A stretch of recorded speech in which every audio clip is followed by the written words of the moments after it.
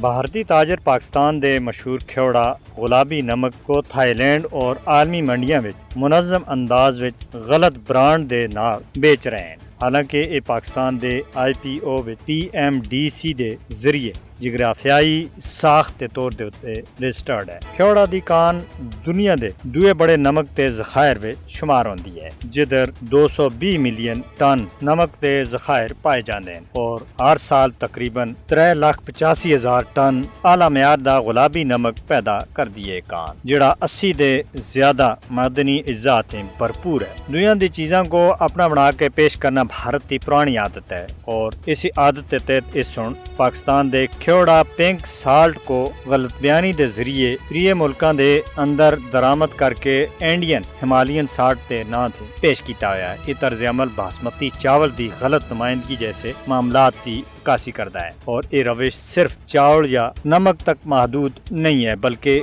گانا اور ثقافتی عناصر دی نقل تک پھیل چکی ہے۔ بھارتی درآمد کنندگان پاکستان تے خام نمک کو متحدہ عرب امارات تے رستے کاٹ قیمت یعنی کہ $60 فی ٹن دے اتے حاصل کر دیں، پھر اس کو تجارتی نیٹ ورکس دے ذریعے زیادہ قیمت دے اتے بیچتے ہیں۔ پاکستان زیادہ تر خام نمک برآمد کرتا ہے اور عالمی منڈی تھی سالانہ تقریباً $120 ملین کماندا ہے، جبکہ اس مارکیٹ دی مالیت 2024 وچ $238 ملین اسی اور 2033 تک $327 ملین تک پہنچنے دی پیش گوئی ہے۔ اس نوعیت کی غلط نمائندگی خود مختار برانڈنگ دے حقوق کی واضح خلاف ورزی ہے۔ تھائی لینڈ وچ غیر ملکی جغرافیائی شناخت صرف 2003 دے GI ایکٹ کے تحت رجسٹریشن دے بعد محفوظ ہوندے ہیں، جبکہ پاکستان دے کھیوڑا دے نمک کو بھارتی تاجر پریمیم پیکجنگ دے نال انڈین ہمالین پنک سالٹ دی لیبل تے تحت